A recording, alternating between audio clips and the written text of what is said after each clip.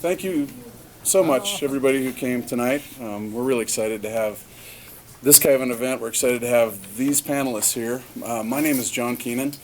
I am a SBC board member, but I'm also going to be emceeing and hosting tonight. And we're really looking forward to this and very excited about it. And thanks so much for coming. And thanks also to those people who will be joining us on MCAT later to see these folks talk about sustainable community. So, Dan Kemish, you'll notice there's not 4 panelists. You probably expected to see Dan Kemish tonight. And he, unfortunately, was called away to D.C. He had accepted and then gave us fair warning and said, I may be called away. So, unfortunately, he was. He was very gracious about it and very kind, but obviously we've got some great panelists, and we're really, really happy to have these guys here as well. So, a lot of you may not know what Sustainable Business Council is, SBC, you'll often see it. We're a nonprofit membership organization dedicated to promoting vibrant local communities that embrace sustainable practices. We're dedicated to what is referred commonly to the triple bottom line, which is a model that suggests that making decisions which consider people, planet, and profit equally leads to sustainable and prosperous organizations. We're an education organization. That's what we're trying to do tonight, is educate, and we really want to facilitate sustainable community development. And that's why these guys are here to help us do that. I'm here to learn. I'm hoping you guys are here to learn a little bit about what we can do as we move forward. And with that, with no further ado, I'll just go ahead and introduce the panels and read some bios.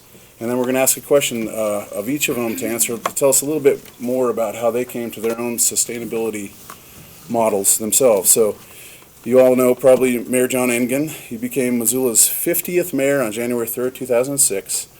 He'd served a 4-year term as a city council member, representing Ward 1 before winning the citywide election for mayor in 2005. Before entering public service, Engen, 42. That's impressive to me. That's impressive. Worked for about 15 years. Now 44. Oh, not so impressive. He worked for about 15 years professionally in the newspaper business in his hometown of Missoula, Montana. An award-winning writer and editor, Engen's newspaper career began at 17 when he was invited to write a humor column for the Missoulian. And I can remember reading those, and he was actually funny. What happened?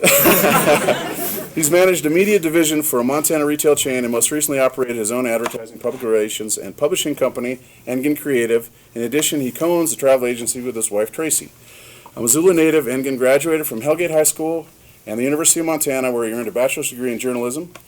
The Engens live with a greyhound and a cat in the Rattlesnake Valley. He has served on a number of volunteer boards and is past president of the Missoula Downtown Association, Young Audiences of Western Montana, and the Missoula Food Bank boards. And then I saw on his bio all the particular local groups that he's worked with, and just too many to mention, but he's done an awful lot for this community, so welcome.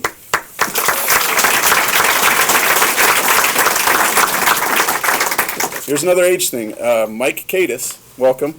I put down on here age question mark, and he actually wrote 52, so he's okay with that. Missoula's 49th mayor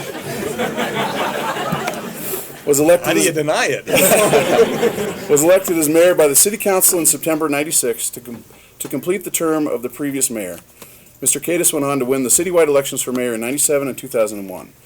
He is a former member of the Montana House of Representatives. At the conclusion of 14 years with the legislature, he was a member of the Appropriations Committee, the Rules Committee, and was chair of the Legislative Finance Committee. Mr. Cadis has taught economics as an adjunct faculty at the University of Montana, where he earned his Master's of Arts in Economics. He has also worked as a carpenter for several years and operated his own construction business. Mayor Cadis served on the board of directors of the Montana League of Cities and Towns, as well as the Missoula Area Economic Development Corporation Board of Directors. Mr. Cadis is currently the Director of Operations of Montana Renewables, a local startup company in the business of building biodegradable chemicals from renewable sources. Mr. Cadis and Martha Newell have 2 very interesting boys, aged 12 and 15.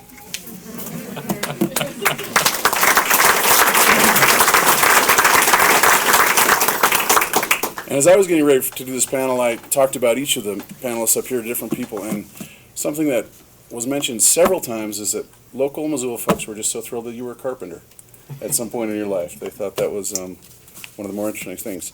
Welcome, Steve Kirchhoff, 46. Nothing to say about that. Served 2 terms as city commissioner from 99 to 2007, including 2 years as mayor from 2002 to 2003. Currently, he is an adjunct instructor of writing in the English department of Montana State University, where he taught since 1998. He graduated in 1989 from Northwest University with an MS in Education and Social Policy. In Chicagoland, he taught high school English for 7 years. He returned with his family to his native city, Bozeman, in 1996. He was the publisher and editor of an alternative newspaper called The New Perspective. The paper lasted just under 1 year before collapsing from exhaustion in early 1998. First elected to political office in Bozeman on promises to enact smart growth principles to guide Bozeman's land development practices, Kirchhoff has a keen continuing interest in urban growth policies that promote community, vitality, and sustainability. His core belief is that the way a community uses land resources dictates its spirit of community, the health of its inhabitants, and the health of the land itself. Kirchhoff is married to Colette Kirchhoff, MD, and the two are parents of 3 children, Ashley, 25, Julia, 23, and Max, 21. And Steve is actually a very close personal friend of mine for my entire life, and so I feel particularly really lucky to have him here. And I should mention that they also have a greyhound named Pappy. 2 greyhounds. 2 greyhounds, yep.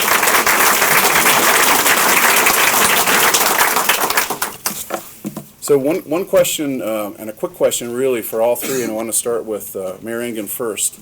What are 2 things in your background that have made you an enthusiastic proponent of sustainability? They're actually pretty simple. I'll be mercifully brief on this question. So, and to a certain degree, as I think many Americans are, sort of a late bloomer in terms of the sustainability movement, in no small part because I grew up in Missoula, Montana, a place that seems sort of perfect and would continue as it had been for many years without human intervention. Turns out not so much. We need to lean into this. So the 2 things that have influenced me are the place and the people. I'm going to stay sitting. It is really impressive to see all the folks that come out for this, so my congratulations to you all. My 2 things. First of all, my parents, my devout Republican parents, who both grew up in the Depression. My mother took the wrappers off of tin cans and cut the bottoms out, and we hauled them to Roseburg and recycled them. And my dad could never, not only was he afraid to buy anything, he's afraid to get rid of anything after he either bought it or discovered it. So it was kind of a constant internal recycling process. And I believe I've inherited those genes, if not that behavior. The second one is, the second thing is what has often motivated me in the past, or at least when it comes to big things, has been my own survival. I'm rather self-interested that way. And so 30 years ago, I got very active in the anti-nuclear weapons movement and worked on an initiative and several other pieces of legislation. But it was at a time when we were arms racing with the Soviet Union, and it was our country was kind of right at the heart of it. And I felt threatened, absolutely threatened, that I was concerned that I wasn't going to survive. And I'm feeling the same way about climate change today. I mean, it is a big enough thing that creates enough problem, has the potential, and kind of every day we learn more about it, it's worse, that we just have to deal with it. And frankly, people who live in this country are right at the heart of the problem. So, Steve? I'm glad he ended that with a somewhat tragic note, because I'm a little bit more tragic-minded. But what I really wanted to say, first of all, was thanks to John Keenan, friend since kindergarten, for inviting me to the Garden City, and it's a pleasure for me to be here. Really haven't spent much time here since we lost in the semifinals to Missoula Sentinel in 1981.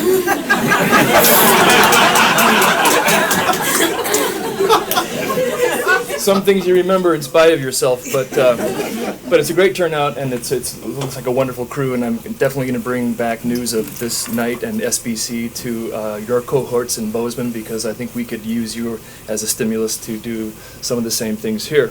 I guess the reasons why am I interested in sustainability, and I guess it's because I grew up in Bozeman. I guess I like to think that the 1970s was kind of the end of a great decade when I would leave the house in the morning and my mother would say, make sure you close the gates, because we lived a bit on the edge of town and there was a real hard edge. And it was a kind of a cute little cow town with fields very near at hand and barbed wire fences and gates that you had to close with, and you come home for dinner at the end of a day of messing around the spring creeks and messing with the beaver dams and that kind of thing. And then that changed, and then Bozeman got paved, and Bozeman got turned into a regional commercial center. I returned to Bozeman in 1996 and opened the Chronicle one day. Actually, on the front page, they had a land use map for a place called North 19th, which had just been a dirt road leading to a trailer park. Now it has become, thanks to generous support from the federal government and the development of a viaduct at the interstate, it's become our regional commercial center, sort of like your reserve.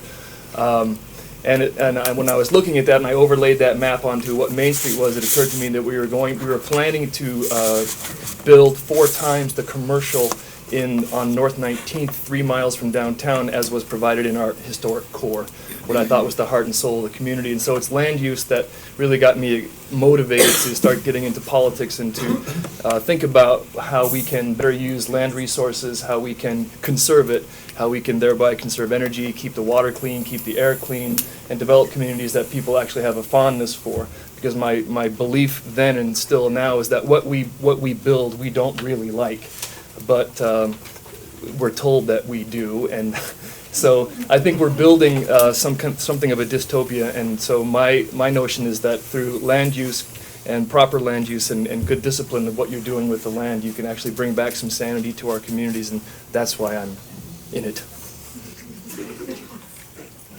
That wasn't that brief, was it? The last one.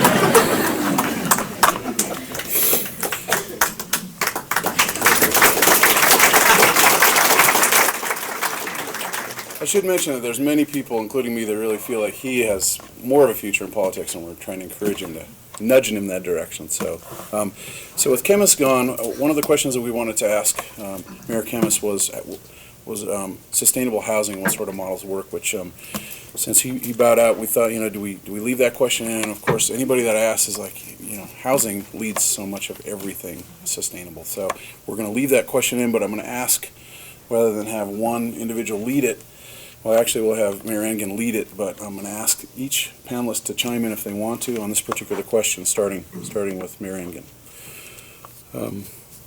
What are key strategies for a successful sustainable housing program in Missoula? What are other model cities that work, and what models have not worked? And if I had the answer to the question, I'd be a very lucky man, and my predecessor here, by the way, I'm the only mayor whose name doesn't start with a K, and I feel some disadvantage. It's E, and had Chemist been here, it would have been E versus KKK, and I don't know what that We ran all those permutations. Okay, good. I'm glad you worked through that. So I've been working with my staff and the community for quite a while now on an affordable housing program, and we've managed over time to work through an affordable housing initiative, and we've gotten to the point that the City Council has adopted a resolution that really promotes and encourages affordable housing in Missoula. And a resolution is a long way away from actually attaining affordable housing in our community. But the fact of the matter is this, that about 75% of the folks who live in the city of Missoula could not afford a median-priced home today. That means houses cost too much and folks don't make enough money. And I can tell you that my personal experience is that home ownership has been sort of critical to my family's ability to be in business, in some cases stay in business, to pay employees, and to be productive and I think meaningful members of our community. The middle class provides all of us some opportunity to have the luxury of making good choices about lots of things that we do.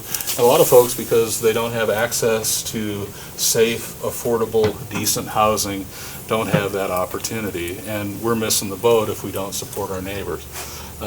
So we're doing a number of things, I hope, that get us closer to affordable housing. And as obvious as it sounds, one of those is recognizing the issue and bringing the community together to recognize that affordable housing is critical for our long-term well-being and our sustainability.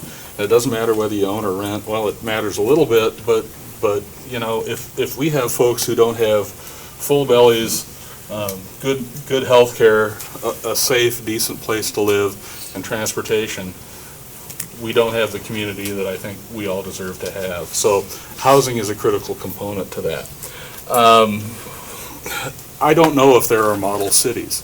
And one of the difficulties that we've had is attempting to apply stuff that works in other communities in sort of a template fashion to our community. It doesn't work very well. And in fact, many of you in this room have been at my Monday evening show, and you've mentioned that what works in other communities doesn't always work well here.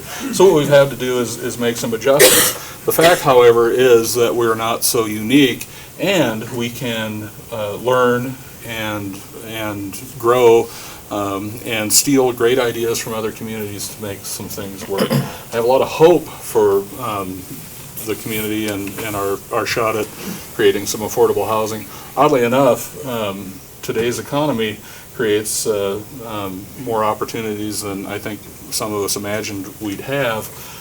And if we take advantage of some of the programs that are available, and again, we acknowledge that we're in this together and we have opportunity, we can make some progress. Finally, I want to make a pitch for a project that's at least 30 years in the making, and by some accounts, the better part of 70 years in the making, and that is our zoning update. Today, we're all living with zoning regulations that are at least 30 years old, and in some cases 70 years old, and they don't make sense for our community. They make you nuts, they make developers nuts, they make neighbors nuts, they make the folks who are responsible for enforcing these ordinances nuts. And if we had better regulations that made more sense for our community, we could move along a lot quicker in a more meaningful way. We'd stop fighting each other in some ways and start working together to make sure that the folks we care about, our friends and neighbors, have decent places to live.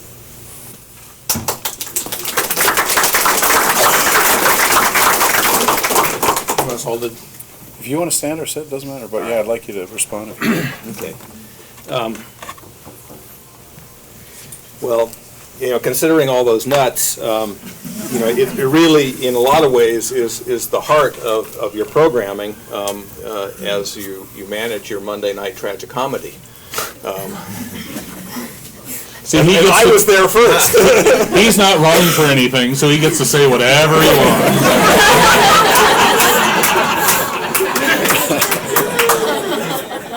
So say it.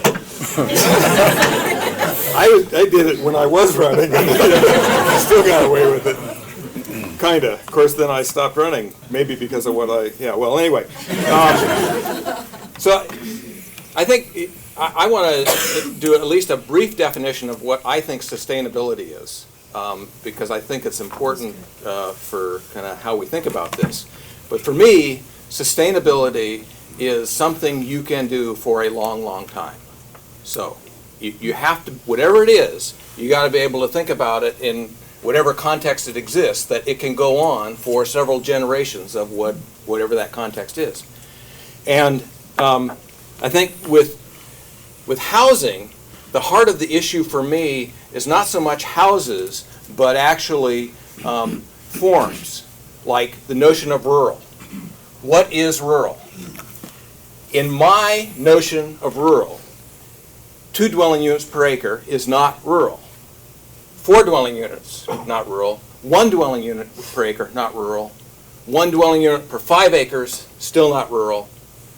Rural is, where you got cows, or you have a big field that you're growing something in it, or you have big spaces where animals can run, where you get away from things, or you can live in that context. And we all have this notion, a lot of us have this notion, well, we want to live in that context. And that's why we have all of these 1.5 acre plots that, as the saying goes, are too big to mow and too small to graze. And I think it is a huge problem. I mean, it is the American dream, and if you look at how Missoula grew through the 70s and 80s and 90s, that was it. It was 1.5 acre lots. And that's the problem. I mean, it doesn't work. It isn't sustainable. We run out of land. And so part of the challenge is figuring out what is a good urban design that allows us to want to live in a high-density situation, something that is at least 4 dwelling units per acre. And we have struggled with it. I mean, my whole 10 years as mayor was part of that struggle, but I really think that is the absolute heart of the housing issue, is we have to figure out how to build neighborhoods. And we have figured out. I mean, we know, because we have lots of really good examples, and some of them right here in Missoula. But I'll tell you, the average density in Missoula is less than 2 dwelling units per acre in the urban area. And it isn't sustainable. It won't hold up over time. It's what happened to Bozeman. It's happened to Missoula too. I mean, you substitute reserve for 19th and you get the same thing. So that's my answer. I guess we're standing.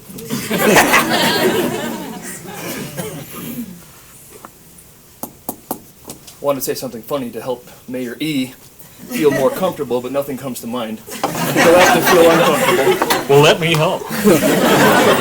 But I do think you should pity the poor locally elected official, because we're essentially dealing with the full force of capitalism each time we try to make a decision that benefits people. And the aims of capitalism don't necessarily overlap perfectly with the aims of local government and the benefits of the most people. And so when you talk about what's happened in Missoula, the very same thing has happened in Bozeman. I just wrote down a few factoids.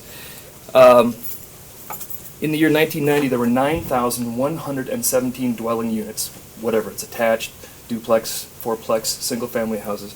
There were 9,117 in the city limits of Bozeman. Today, or as of 2008, there were 16,700. It's an 83% increase in the number of dwelling units inside our city limits since 1990. Since the year 2000, we have added 33% more dwelling units inside our city limits in 8 years. So we have a lot of pressure, economic pressure. And what that basically does is it forces the cost of land way up, because it's valuable and people want to be there, it's desirable. And so there's a saying in Bozeman that if you're a homeowner, well, first of all, don't look in Bozeman, just get in your car and drive till you qualify. That's the phrase, drive till you qualify. You'll be somewhere around Belgrade, you'll be between Belgrade and Manhattan, and you'll probably qualify. And that's a real problem. And we've done a lot of things, and we've tweaked with our regulations to try to make things easier. If land is the problem, let's shrink the lot size. Let's in fact require no minimum. Let's make it a ratio between built structure and lot size. Let's make sure that you don't overbuild the lot, but it doesn't matter how big a lot is. So we tried to abolish all of those handicaps that were basically owing to the price of land. We wanted to increase density. We have a minimum net density of 6 units per acre for any new development. We tried a variety of things, tinkering with the regulatory mechanisms in zoning. But we also tried and did eventually pass an affordable housing ordinance, which we used to require the construction of housing for what is termed the workforce home buyer. That is someone who is, by the Labor Bureau, qualifies as someone who's 120% of the area median income or less. So far we have planned 20 such units, but it's a mechanism that's very slow. It's never going to keep up. It's not going to provide what we need to provide. But we are taking, basically, this is what people say, and it's actually true, we are taking from developers land that they must set aside and they must build affordable houses on by the definition of our ordinance. I didn't vote for it because it was an awful quid pro quo where we essentially said we had to give something back to the developers. This is the problem. This is the pickle of working with the private market. If you take from them, then there's this argument that they say you must give back to them. So we decided we would give them back for every square foot that they used to make a workforce housing unit. We'd take it out of the parkland dedication just so long as we passed the threshold required by the state through subdivision for parkland provision. To me, that was a taking from the public because there's no maximum on the density that you can build at in the city of Bozeman. You can build up to 40 units per acre, so they had unlimited potential to build more lots. They didn't need to take it out of the parkland, so I didn't think that was a good deal for the citizens, so I didn't vote for the ordinance. But I don't know if there is a silver bullet. Inclusionary zoning, to me, the kind of thing that we should have done better in Bozeman, seems like it's a fair thing to do. Because you just have very few bullets in the public sector. There's the land developer coming to change your city, to alter the fabric of your community environment. If you can do it in a reasonable way, get as much as you can at the table with the developer from the very beginning. So I think that's one thing that you can do in addition to all the other strategies that are out there. Regulatory, I think, is what we do. We're in the business to regulate people, and we shouldn't feel ashamed of it because we're doing it for the benefit of the public. But affordable housing, that's an American problem. I don't know how you get around that one or finally solve it. Wow.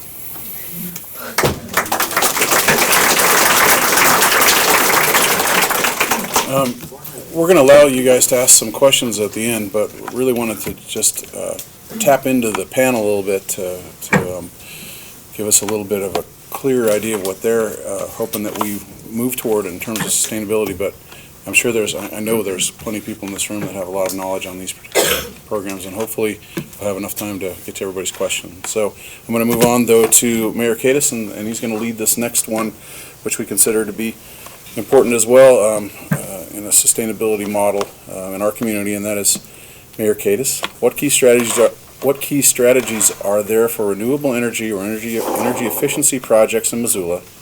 Again, what cities can we look to for successes and failures? Okay, this is going to take a few minutes, so I'm going to stay sitting. In general, I think we can break energy down into 4 sectors: residential, commercial, industrial, and transportation.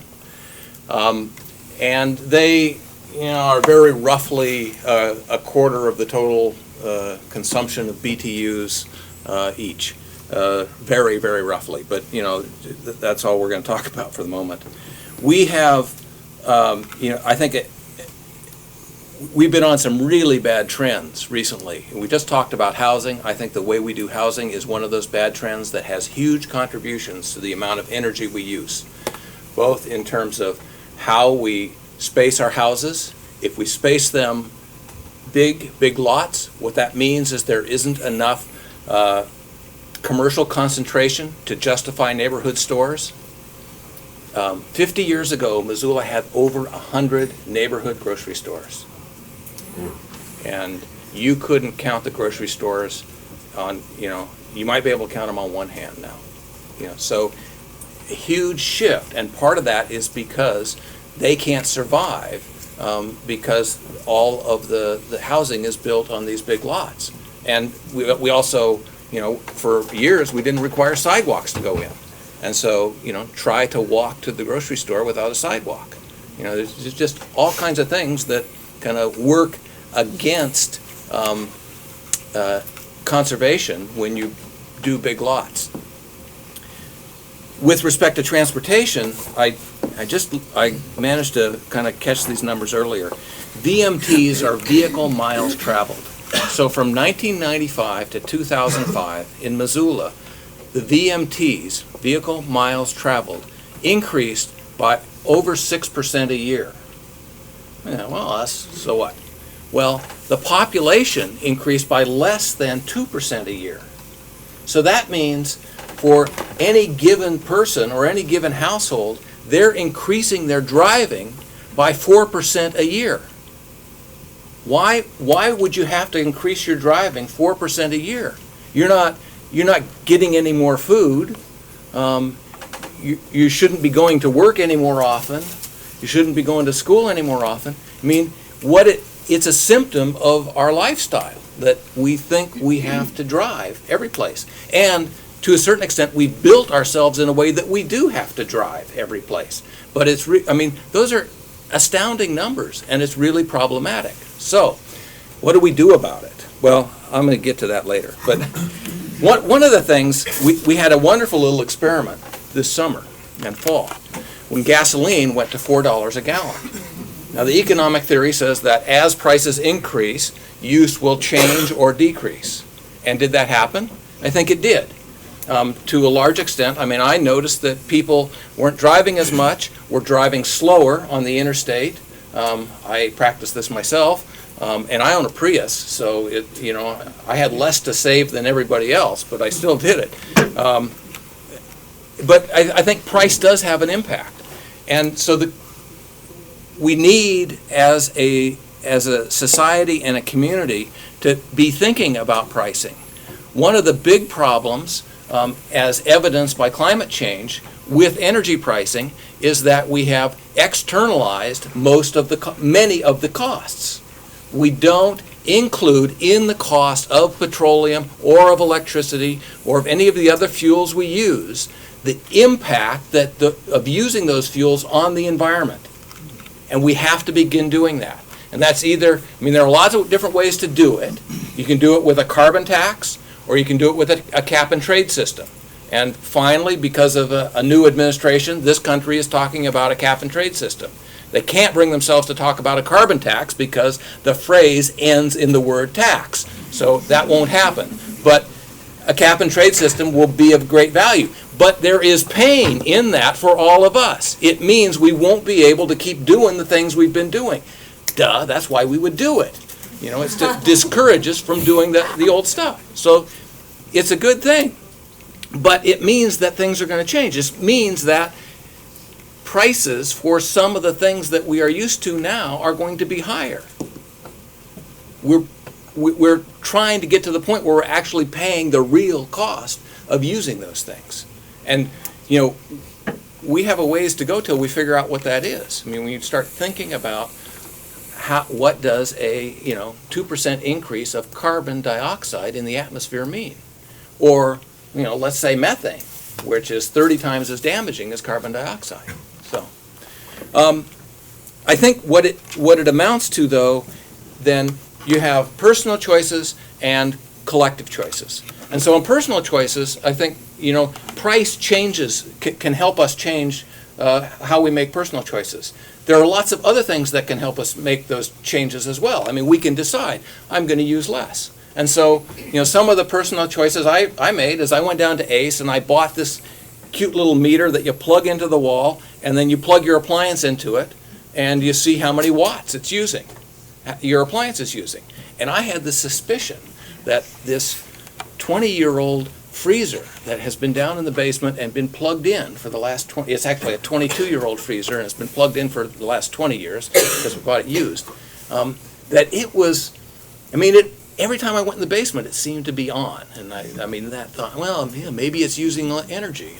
So I plugged this thing in and found out how much energy was used and using, and did a little math. And, since it was always on when I went downstairs, I made the assumption that it was just always on. And I figured out that, well, if I spent $400 to buy a new freezer and sold this one, or I probably shouldn't have sold it. I should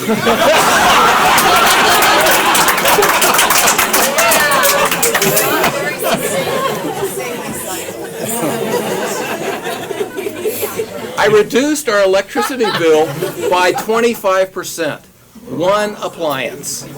One appliance. And so I want to encourage you all to do exactly the same thing. You can change your lights out. You can get $2 to buy a compact fluorescent. It's so cost effective to change out the appliances. The dryer, the electric dryer. Well, I figured, oh man, a clothes rack. Let's try that. And so we bought a wood clothes rack. It was pretty expensive. $39.95, something like that. I got a good sturdy one. This year, this winter, we've used the dryer about 3 times. And each of the times was either because we had kind of wet ski clothes, or because one of the boys had to wear thus and such to school the next day. But we don't use the dryer anymore. I mean, we live in a climate that's dry enough that you don't need a dryer. Your clothes dry either overnight or, within 24 hours. And, frankly, I suspect most of us have enough clothes that we can probably find another set. So it's just kind of little simple things. So those are the things, some of the things we can do. We can spend the money to insulate our houses. We can buy solar systems, photovoltaics. But Not the Milky Way. insulation, I think, is, the conservation is the most cost-effective thing you can do in most of our situations. And, you got to kind of go through the numbers and figure out and find a good carpenter to do it. But then we move to collective choices. And so a cap-and-trade system is a collective choice. I mean, it is all of us saying that, okay, we are going to do something to ourselves that's going to encourage us to do the right thing here. Urban design is a collective choice. Building codes. I mean, right now, if the city of Missoula wanted to adopt a more stringent energy building code, it could not, because state law says you can only adopt the energy code that the state has adopted. And believe me, getting the state to adopt a building code, an energy building code, was a huge battle. It was 15, 20 years ago, but they finally did it, and that allowed cities like Missoula to adopt it. But that's the only one the city can adopt. So if the city wanted to really go the extra 9 yards and adopt something more stringent, it can't do it. We need the flexibility from the state. We could use the city's great credit rating to bond for energy things. Put it on your list. So the big one that I have been most involved with recently is owning our own power system. Governments are in place, at least partially, to provide public goods. Public goods are those types of things that are more economically efficiently provided if we all do it together than if we use the private marketplace. So, security in the form of police protection is a public good. We can provide ourselves security privately, all kinds of ways. We can hire security guards. We can put more locks on our doors. We can build taller fences. But if we hire a police department, it's a lot cheaper for us overall to do it. Same thing with fire. Same thing with roads. Same thing with parks. Same thing with open space. And 100 years ago, it was not the case with electricity. Electricity was a brand new thing, and you really needed to have someone who had kind of the entrepreneurial drive to go out and get it. But today, electricity is a fundamental part of what everyone does, and it is a public good. 80% of the utilities in this country are publicly owned. 20% are privately owned, and they control over 60% of the electricity. So, they figured that one out. But there is a strong economic case for us to own our own utility. If we owned it, then we could control it and make some of those decisions, the resource decisions about where we get the juice from. We could actually pay ourselves to insulate our homes instead of paying someone to build a coal-fired power plant to provide us electricity to heat our uninsulated home. And we still need to do that. I mean, it isn't going to happen this year. A couple of years ago, I thought we were really close, but it's going to be a while. Finally, I think there's a whole other dimension to these issues, and it's a moral dimension. I think that when we are in a situation where our actions threaten our livelihood, threaten our ability to survive on this planet, and I think that's where we're headed with what's happening with climate change. I mean, we are going to put all of us in danger, that it becomes a moral imperative to act. And so there are moral choices you make when you buy a house, insulate it, the size of the house, when you buy a car. There are just too many huge monster SUVs and pickup trucks to be justified to make sense in the context of kind of what's happening to this planet these days. I spent a year in Central and South America, in a country, a lot of it in a country where maybe 1 in 10 people had a car, and the cars were all at least 10 years old, and they were all about half the size of most of the ones that are here.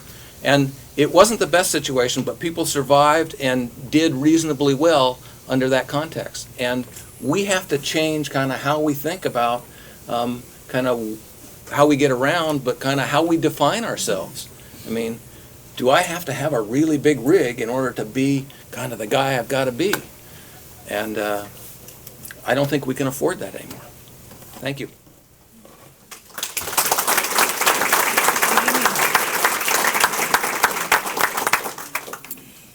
So we're going to make this a full 90 minutes, so we'll go to half after.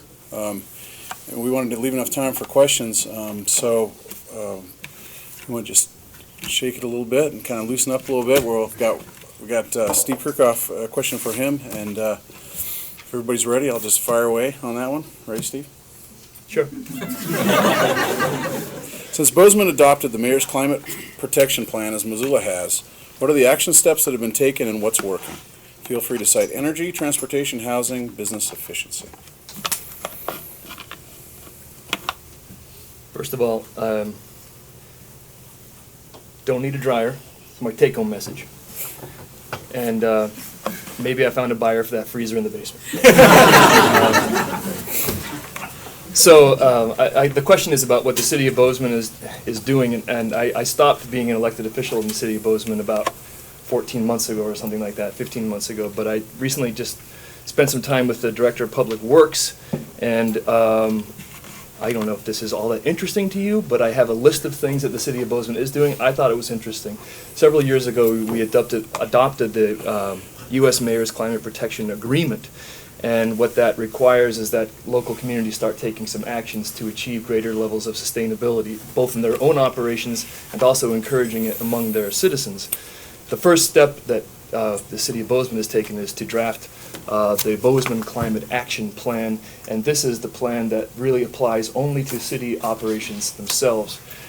So we did, over the last 2 years, we've done an audit of all of our buildings, we've done an audit of our fleet of vehicles, we've done an audit of our operations in the water plant, the solid waste division, the wastewater treatment facility, and found out that we can do better in all phases of what we do as a city. The goal of the city of Bozeman is to reduce the greenhouse emissions that we emit to 15% the levels that we use 2000 as our benchmark. So we want to go 15% under the emissions that we were responsible for as a city in the year 2000. We're trying to get there by the year 2020. The reason 2020 was selected is because we have a land use plan that goes to a horizon of 2020. So some things that I learned the city was doing that I thought were good things. Anti-idling order, that's only for city employees. These things do not apply to citizens. These are only sort of executive orders that apply to the way the city itself operates, the 300 employees. The city is going to purchase 2 bikes per building so that city employees, when they have a break or they need to do an errand or they have to go to the dentist or whatever it might be, if the weather permits, they can use a bike from that facility instead of hopping in their car. We also have a couple of old vehicles that we have some very mechanically minded people, obviously, in some of our shops. And what they've done is been able to get some more life out of these 10 and 12-year-old vehicles, and they're cars that are parked occasionally in different lots, and they're used for carpooling purposes or for the same kinds of errands I was talking about before. We're replacing all of these street lights and traffic lights with LED, getting out of the incandescent. That's actually a fairly significant amount of CO2 or CO2e, the equivalent that's being released just from incandescent bulbs, from cycling your street, your traffic signals on a 24-hour schedule. It's amazing how much energy is used. Changing the vehicle purchase policy so that we can get the maximum fuel efficiency cars and also get more life out of the vehicles that we do have. We're following LEED standards in the upgrades to our wastewater treatment facility and our water treatment plant. We might not actually pay the full Monty to do the LEED certification. It's a little bit like that you do with the organic system, where you recently City Hall took over the space of the old library. That was an upgrade to an existing building. We followed LEEDs. And then the Director of Public Works is very upset that she had to write a $190,000 check out and send it off to the lead certifying agency so that we could be lead certified. It was almost $200,000 to receive the certification. She said there was no checking on it. She sent a bunch of documents with a check, and later we found out that we were in fact lead certified.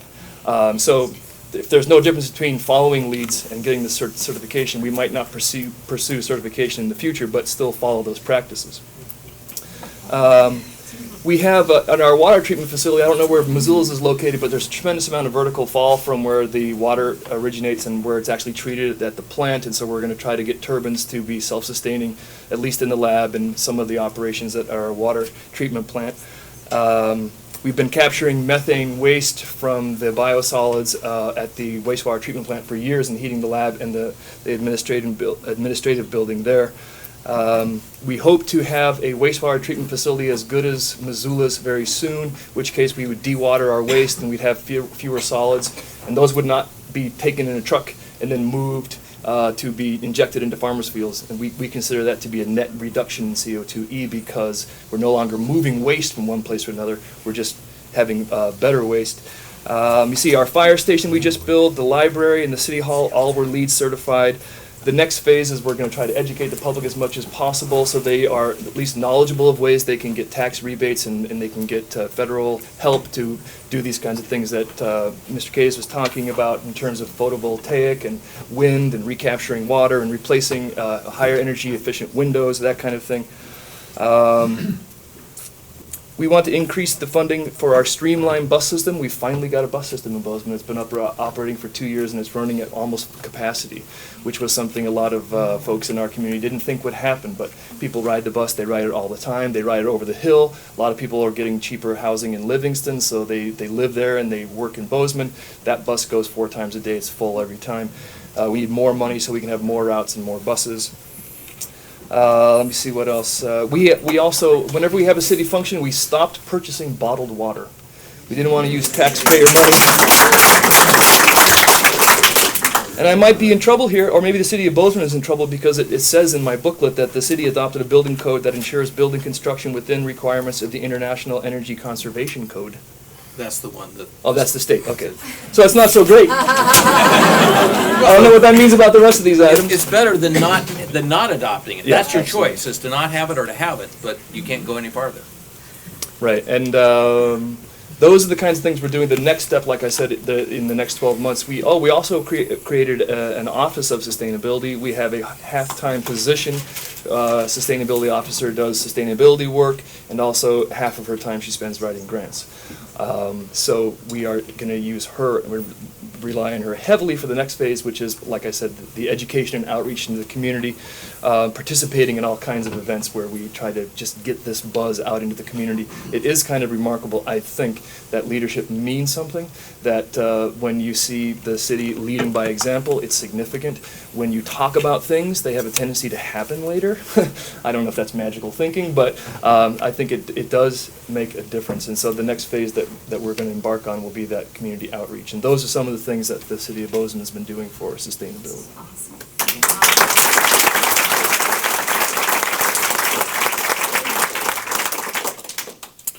So the next question's for Mayor Engen, and he's working right now, and he also has to go to work tomorrow morning as well. So I understand, that there's a lot of challenges, and we're just trying to get some idea, I think, of where Missoula's going. So Mayor Engen, in light of the numerous challenges, what opportunities does Missoula have vis-a-vis the new stimulus package or other programs to continue or engender the kinds of projects the others have outlined? Sure, and now that I'm sitting down, I'm much more relaxed. Thank you very much. So a lot of what you've heard from these mayors is about the low-hanging fruit, and some of it hangs a little higher. And one of the things we've been doing pretty regularly at the city of Missoula is chasing after that low-hanging fruit, whether we're doing kind of the audit pieces, which we're engaged in today. We do fleet management stuff. What a lot of folks probably don't recognize, because it's not particularly sexy, is that our wastewater treatment plant is an enormous recycler. And in fact, the solid waste, after it's dewatered, flows to eco-compost and is turned into a renewable product that grows food in some cases, and some other crops as well. But that's part of the business we're in, and in doing so, we also protect our river and our aquifer. So wastewater, again, not particularly sexy, and as Steve mentioned, the plant we have today had an $18 million upgrade in 2004. Bozeman's looking at a plant today to do what we do is a $60 million bill. 76, actually, sorry. 76? Oh, well. 76. Inflation, ain't it something?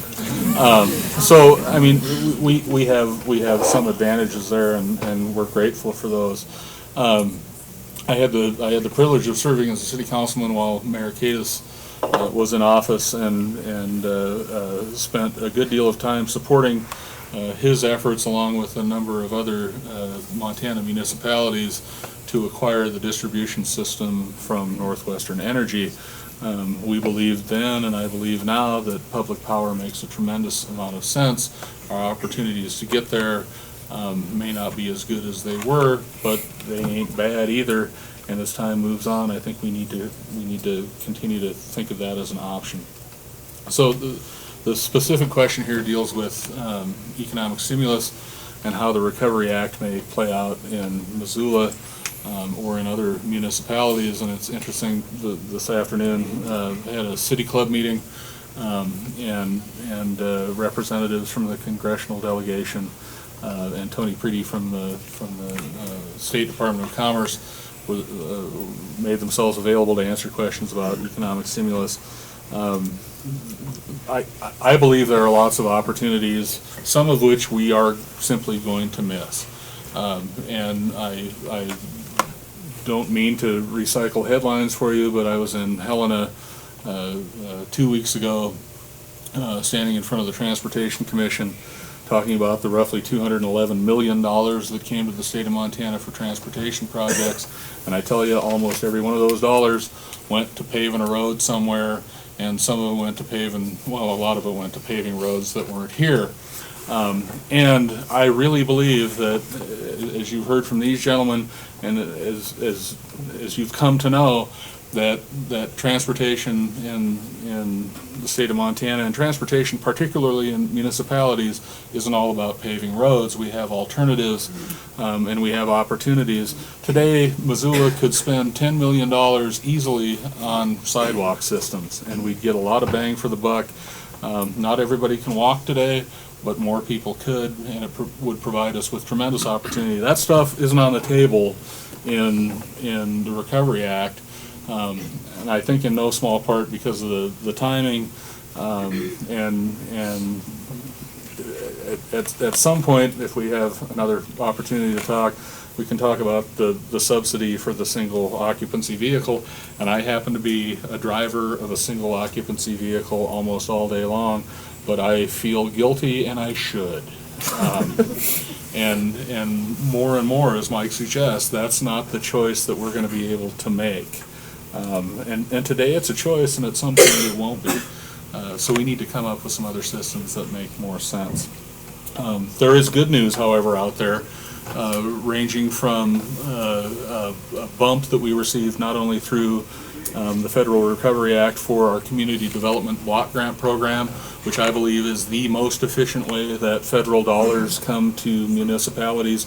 We get CDBG money and we put it on the ground almost immediately. There's very little administrative cost, and great community organizations who know how to spend that money, and it gets spent locally, and it does a great deal of good for folks in Missoula. That's about we had about $150,000 bump, which isn't huge, but it's going to make a difference in the community. And I believe there's more of that to come with this administration as time goes on. There's also the U.S. Conference of Mayors did a lot of work to encourage community development block grants for energy projects, and we're now starting to sort of unravel how that money can start to filter to local communities. And again, I think that's a real opportunity for us. One of the things that we've done over the last year is we created a program called Green Blocks, which is a demonstration project, and as Mike suggested, conservation is key here. It was a conservation project, energy conservation project for residences, and through that program we ended up insulating something on the order of 80 homes, and we're saving folks tons of money. And as you talk about the triple net, the triple bottom line, the beauty of saving that energy is folks save money, we use less energy, and we don't need to build another coal plant. And one of the things that I've heard from my constituents is you don't want another coal plant, especially at Highwood. So we've somehow gotten past that, oddly enough. That's because I think folks are paying attention and listening. There are a number of other programs through stimulus that I think will become available, and not everything necessarily is about conservation. Much of it has to do, as Mike suggests, with design. And if we're in a position to make better choices about the way we design our communities, I think we're in a better position to conserve, save, build community, and preserve the place we like a lot. Roger Millar is here from our Office of Planning and Grants. One of the projects we've engaged in over the last 18 months or so is called UFDA, the Urban Fringe Development Program. And I don't know what the A is for. Well, there is that. Yeah. We also have a program called Lutefisk, and we can talk about that later.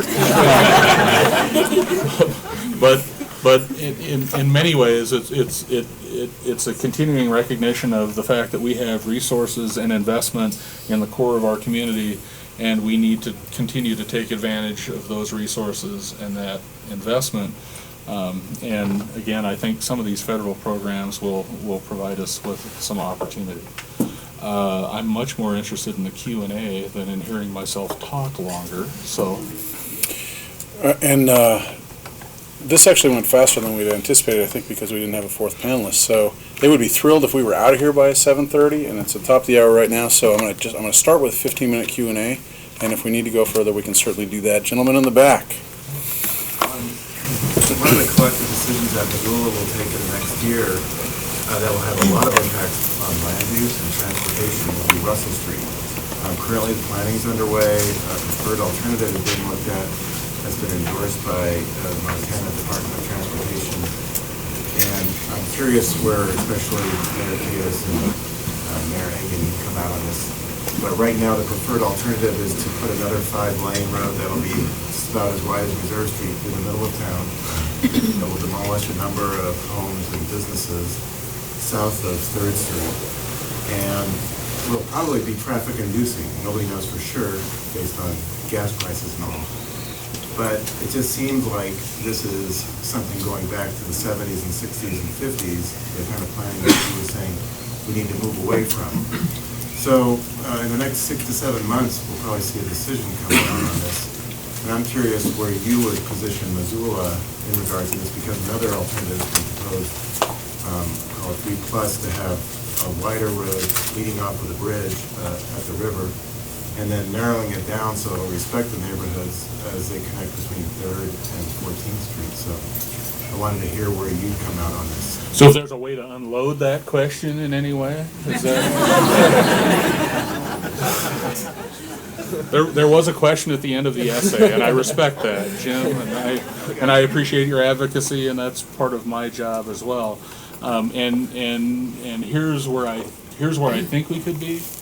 And I don't know if this will play with the Department of Transportation, but what I've been talking with my staff about, and what I've been talking, I hope a little bit with the community about, is I think we have an opportunity to do the 3+. I think the 3+ makes great sense from 3rd Street to Mount.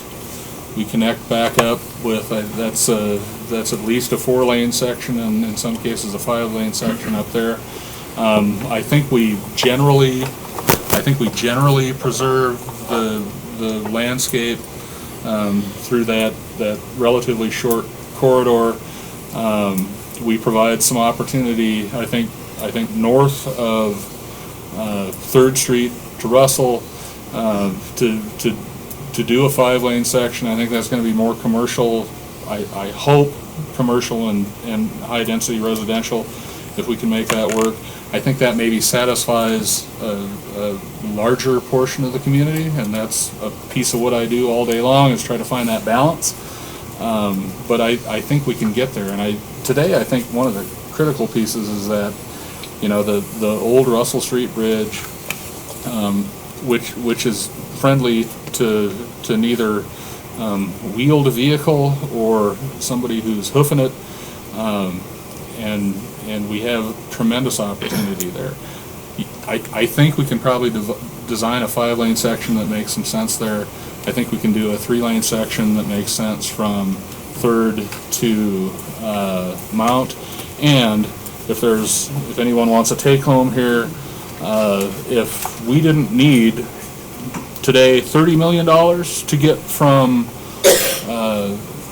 Broadway to Mount Avenue, that's about 1.5 miles in the city of Missoula. $30 million to build 1.5 miles of road in Missoula, Montana.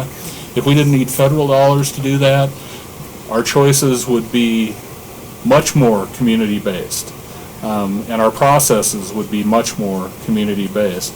Local dollars make a huge difference in terms of the way we deploy money for transportation projects. The fact of the matter is, again, at least a year ago, that was a $30 million project, and I would have predicted that's going up, I don't know, 10% a year. That's sort of stopped, and we have a little bit of room to breathe. And the breathing room isn't necessarily bad. It gives us some opportunity to think about the alternative that Jim suggests and that some of the folks who are engaged in the process suggest. We also have 3rd Street, which runs perpendicular to Russell Street. That needs fixing. There's a lot of stuff that needs fixing. And if we had those local dollars, we could make good decisions much more quickly, save money, and get it done. Does anybody have a question for Mike Cadis? Can I answer that one a little bit? Oh, sure. I just, because I think it is it's an important question, and I don't think there's an easy answer, because the part of the problem with narrowing the streets and diminishing its capacity is that, particularly on the inside of the urban area, it is critical for us to make the arterials work, to make them function, because we have to make the urban area work better than it has, and we have failed at that, and that's why we get all this pressure out on the edges, and the new roads get built out on the edges, and they get to be big roads because that's the way the department's been designing them, and that's backfired too. But I think the interior arterials have to work. Now, I supported what happened on Broadway, and I think it has worked. I think we have proven that we didn't need a four lane, and in fact a 3-lane functioned as well or better than a 4-lane. Certainly with respect to killing people. I mean, we haven't been doing that anymore, and we count that as a real plus.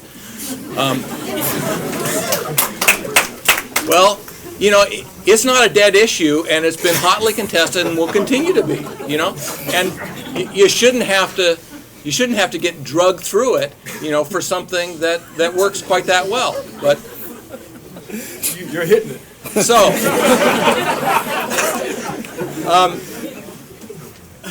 I think, you know, there are a number of things that are kind of no-brainers and no question. Sidewalks, bike lanes, narrow road lanes. You know, 10 feet.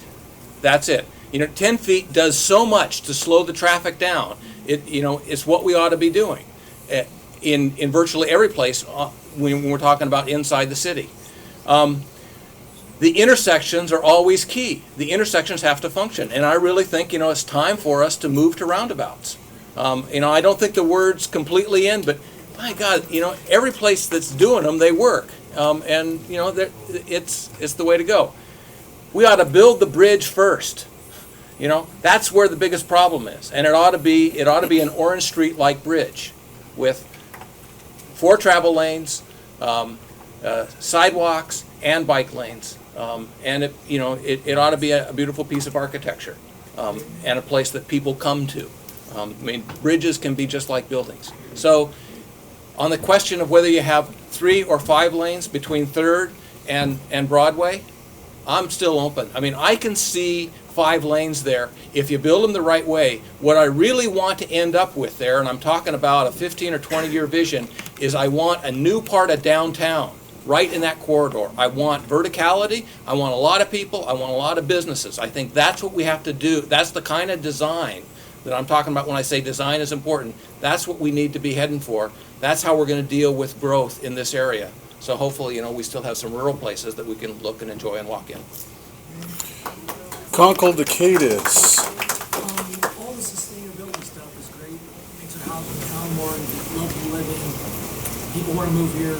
Market drives prices up, makes us unaffordable. How do you, in the short term, meaning years, the nicer we make the town, the more unaffordable it is. How do you address the affordability issue?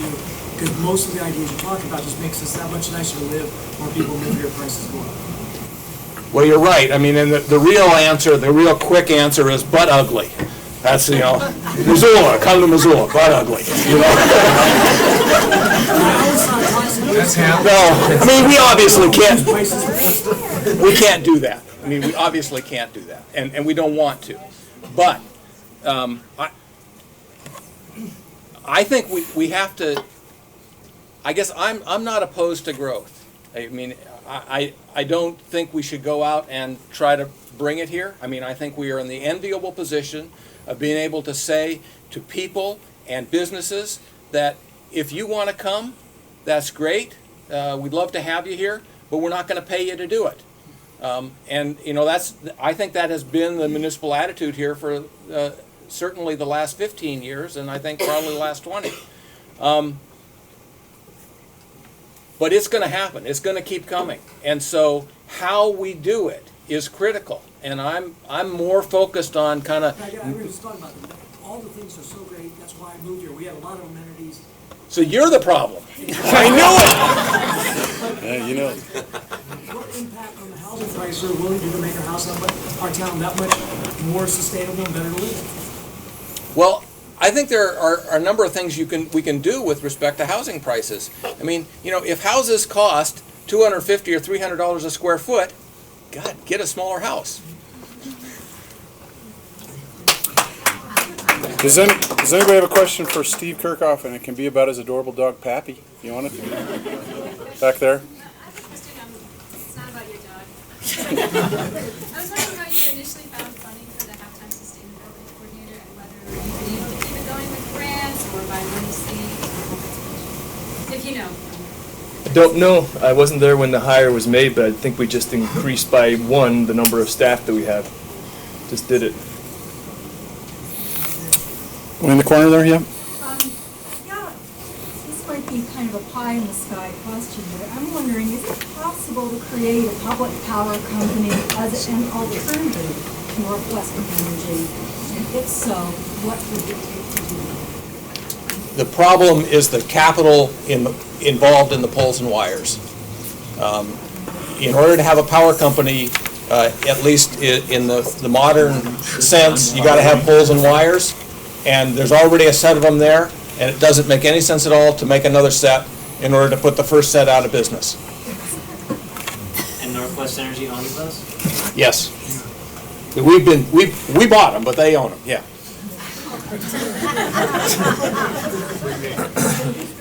Yeah, go ahead. My question, again, along the same lines, is even if you have this public entity, and you can shop around and get the best price, how's that going to affect whether they build, this coal-fired plant in the corner of Montana when those lines are running straight to California, where they're going to be paying 10 times the rate we are? Well, if the coal-fired plant is built to supply California, it's not going to affect that, in all likelihood. The way it will affect it is that I believe that a democratically elected board of directors is going to be more likely to purchase new power in ways that make the most sense for the community. And so you can purchase power by saving it. I mean, by insulating homes so that those homes don't use as much. That's the same as buying more natural gas or buying more electricity. You can choose to buy wind as a source of power as opposed to coal. You can choose to buy solar instead of coal. So I just believe it is a better structure for making decisions. I also think there are some really strong, powerful economic arguments against a privately owned utility. If you're publicly traded on the stock market, you're expected by the people who own you to make significant returns to them. And if you don't do that, you're going to lose your job unless you find a way of making that happen. And so that means you've got to diversify and go out and get into some other businesses, like, let's see, propane, telecommunications. Let's see, what else, crashed in 2000 because they had, after they'd gotten into those things and took Montana Power down and took Northwestern Energy down. Both companies went into bankruptcy for essentially the same reasons. Those are market-driven reasons. They still exist. They're still there. They're not going to go away. And, the next bankruptcy probably is, at least 10 years off. But believe me, it's coming again. Yeah. Your first question to the panel was about, are there any ideal model cities? And nobody gave an answer. That's true. Does anybody know of any? No. Yeah, I can even read it. What other model cities, in terms of housing, work, and what models have not worked? I'm not aware of any models that are particularly great, or, well, there are probably some that are particularly horrendous. Mayor Villaraigosa in Los Angeles might be able to tell you about a model that doesn't work particularly well. And the fact of the matter is, government is local, and I think that we can pay attention to models and strategies and best practices, but ultimately we have to apply those here in a way that makes sense for the community. And so we trot out ideas, we run them up the flagpole. Sometimes we win, sometimes we don't. Ultimately, though, we're back to I think one of the things that Mayor Katis was talking about. Ultimately, we're in a position where we need to figure out where people are going to live, and we need to do that in a way that we haven't been forced to do it. And cities have done it for years and years. The density on an acre in New York City, we ain't New York City. We're not going to get close to New York City anytime soon. But what happens incrementally is you start to recognize that you have to have more people living in closer proximity, and design is the key to making that work. If it's designed well, it works well, and if it's designed poorly, it doesn't work. I think there are some no place is perfect, but I think Portland and Boulder in particular stand out as being courageous, innovative, forward-looking, have done a lot of good things. And the thing about doing good new things is that you have to screw up in order to get there, And so you've got to have a populace that is willing to take risk, is willing to say, okay, I guess that makes sense, let's try it, and if it doesn't make sense after 2 or 3 years, then we pull the plug. I mean, innovation is really important, and we've got a state legislature that doesn't want cities to innovate. I mean, the state is afraid of what cities might do, and we need to change that. Doesn't it go back to zoning again? I mean, it all starts back at zoning. Cleaning up the zoning as to where it's at 30 years ago, 50 years ago, and where it's at today. I mean, zoning plays a big part in how the area is going to be laid out. I was waiting for you to say 70 years ago, because then I would have agreed with you, because 70 years ago, well, 75 years ago, you know what the zoning was in Missoula? Didn't exist. And if you look back at kind of the guts of this city 75 years ago, I mean, some of the parts that we really like, the University neighborhood, the Lower Rattlesnake, the downtown, those were all laid out. The guts of those neighborhoods were there before there was any zoning. I want to do just one more question, and Lisa? Steve, I have a question about your climate action plan. So recognizing the climatologists tell us we need an 80% reduction in CO2 by 2050, do you specify a carbon reduction target? And have we talked about that as Missoula at all? I think I mentioned the target was to get 15% below 2000 levels, and that's by 2020. I don't know if this plan is going to be updated in the near future to have a longer horizon that would have a different goal to reach what you're talking about. So what I know is what they have produced so far, and that is to go back and get 15% below 2000. Yeah. The reason they chose 2000 is because the first year they could really get a comprehensive audit. They had all the information on hand in order to do that. And Lisa, as I think I mentioned to you, we're just now figuring out our inventory. But the mayor's climate protection plan calls for X, Y, and Z by said date. I think that'll probably change now that we're looking for an international alternative to Kyoto. And I suspect there'll be an update, but we're behind in no small part because we're trying to figure out ways to apply resources. Thanks to our friends at the University of Montana, however, we have fantastic student labor on the case. So I think we'll get the inventory piece done and we should be able to move forward more quickly.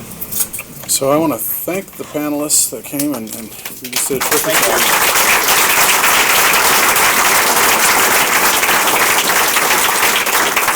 Just a couple more things. That last question was asked by Lisa Swallow, who just published this book, Green Business Practices for Dummies.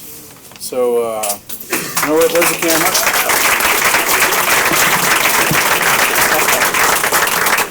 Then I wanted to invoke Dan Kemmis, who's not here, but one quote from one of his books, and it's specific to you guys all sitting here and showing up here, and it's just a way of thanking you guys. But the quote goes, "One thing that can heal politics is a deeply renewed human experience of citizenship." So thank you very much for coming, everybody. Thank you.